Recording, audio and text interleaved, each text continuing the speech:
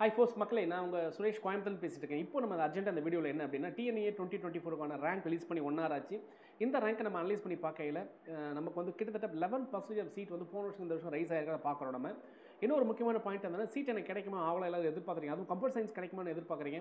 நிறைய சீட் வந்து கம்ப்யூட்டர் சயின்ஸில் வந்து ரைஸ் ஆகிருக்கு அப்படிங்கிற ஒரு பாயிண்ட்டும் சொன்னோம். ஸோ எவ்வளோ சீட் ரைஸ் ஆகிருக்கு அப்படிங்கிறத நம்ம அனலைஸ் பண்ணிட்டு இருக்கிறோம். இது சம்மந்தப்பட்ட டீட்டெயில்டான அனாலிசிஸ் இன்னொரு வீடியோவில் கம்ப்ளீட்டாக நான் கொடுக்குறேன் உங்களுக்கு. பட் இப்போ ஷார்ட் அண்ட் ஸ்வீடாக உங்களுக்கு வந்து ஒரு இன்புட்ஸ் கொடுக்கணும் அப்படின்னு கேட்டிங்கன்னா, இந்த தடவை 3 ரவுண்ட் அப்படிங்கிறது நம்ம கன்ஃபார்ம் ஆயிடுச்சு. ஏற்கனவே ரவுண்ட் 1 ஒரே ரவுண்ட் வருமா நம்மளே நம்ம சேனலில் கொடுத்துருந்தோம். பட் அது எல்லாமே ஒரு முடிவுக்கு வந்து இப்போ நமக்கு வந்து இந்த வருஷம் 3 ரவுண்டு தான் அப்படிங்கிறது கன்ஃபார்ம் ஆகிடுச்சு. அந்த 3 ரவுண்டான டேட்டு நம்ம கொடுத்துட்டாங்க.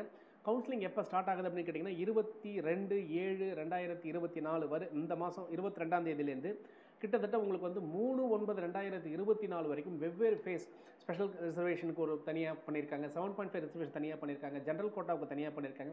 இந்த மாதிரி ஸ்லாட்டை டீட்டெயில்டாக கொடுத்துருக்காங்க. நீங்கள் அதை பார்க்கலாம். பொதுவாக ஜென்ரல் ரவுண்ட் அப்படின்னு பார்க்கும்போது 29/7/2024 தான் எல்லாரும் நம்ம போட்டி போட்டு ஆவலை பார்க்கணும். ஸோ நம்ம டேட் மறக்க முடியாத டேட், அது மறக்கக்கூடாத டேட் அப்படின்னு பார்த்தீங்கன்னா 29/7/2024 ஃபஸ்ட் ரவுண்ட் வந்து ஸ்டார்ட் ஆகுது. இந்த 3 ரவுண்ட் அப்படின்னு சொல்லும்போது ஃபஸ்ட் ரவுண்டில் கிட்டத்தட்ட வந்து 200க்கு 200 கட் ஆஃப் எடுத்த ஸ்டூடெண்ட்லேருந்து 179 கட் ஆஃப் எடுத்தவருக்கு ஃபஸ்ட் ரவுண்டில் கூப்பிட்டுருக்காங்க. இதில் 26,634 பேர் 26,654 பேர் போட்டி போட போகிறாங்க. இவங்களுக்கு எப்படி நம்ம சாய்ஸ் ஃபில் பண்ணணும் அப்படிங்கிற நம்ம தனியாக சொல்லுவோம்.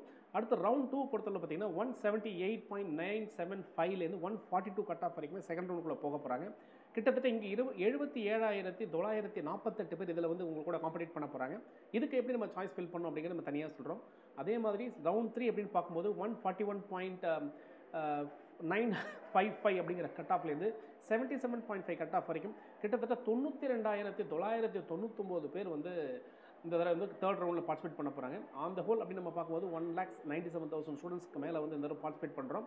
ஸோ யாருக்கு என்னென்ன காலேஜ் செலக்ட் பண்ணுறது, என்னென்ன டிபார்ட்மெண்ட் கிடைக்க போகுது, போன வருஷத்துக்கு இந்த வருஷத்துக்கும் என்ன கட் ஆஃபில் டிஃப்ரென்சஸ் இருக்குது, நம்ம எப்படி சாய்ஸ் ஃபில் பண்ணணும், இது எல்லா டீட்டெயில்ஸுமே நம்ம கம்ப்ளீட்டாக டீட்டெயில் அனாலிசிஸ் வரேன். இது ஒரு அர்ஜென்ட் வீடியோங்கிறதுனால ரேங்க் வந்திருக்குங்கிறத நீங்கள் பார்த்துக்குங்க.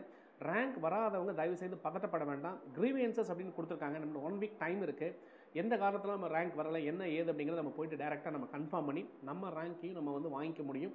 சரி, ரேங்க் ரிலீஸ் பண்ணி வச்சு இப்போ என்ன சார் பண்ணுறது அப்படின்னு நீங்கள் கேட்டிங்கன்னா, கண்டிப்பாக உங்கள் ரேங்க் வந்து இப்போ 185 அப்படின்னு நீங்கள் வச்சுக்கிட்டிங்கன்னா, இப்போ ஏற்கனவே 185 உங்கள் ரேங்காக இருந்ததுன்னா 185A, B, C அப்படின்னு சொல்லி உங்கள் ரேங்க் அது கூட இன்க்ளூட் பண்ணுறதுக்கான ஒரு வாய்ப்புகள் வந்து இருக்குது.